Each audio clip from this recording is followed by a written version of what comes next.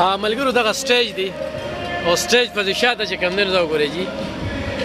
او دا اپنی مدد آپ دی ښه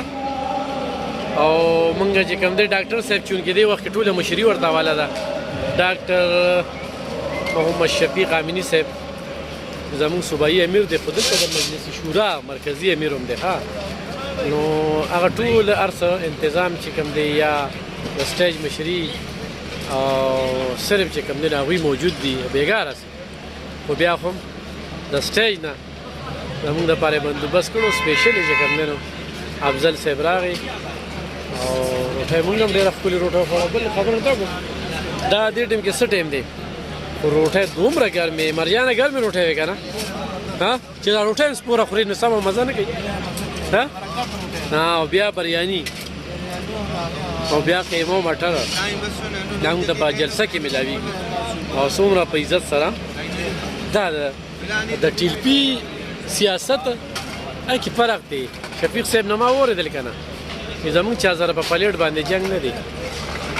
او نه موږ څه ذاتي جنګ کوو یو سړی دی ذاتي موږ ته کنځلې کوي ذاتي خبرې کوي هېڅ کار هم ورسره نشته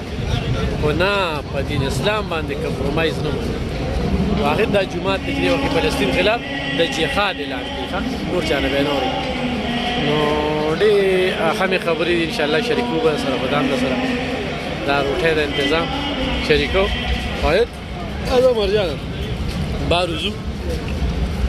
انشاءالله خو ژوند نو بیا به ځان سره د 400 غوڼ صحابیان راولم نو به دا یو پریکټیکلي چې لیدلي ده ووایه دا مخامخ سټیج دی هم سټیج نه رووت نو نه شور شغرب شته نه بدنظمي شته بس هر ځای کې به دغه بدنظمي ویني شور شغرب ویني حالا ما مخکې که وروسته که دا شته هېڅ بس صبر دی ټول دا دي چې لکه چې احسان نه مني خو لکه مونږ لږ نیازبینو نو ځکه دا خبرې کوم که نه نو نوره مسله دا ده چې هر سړی راغلی دی په دې نه دی چې یاره زه به څه وخورم یا دغه کړم بس الله وینو بره د الله کیمره لګېدلې ده په دې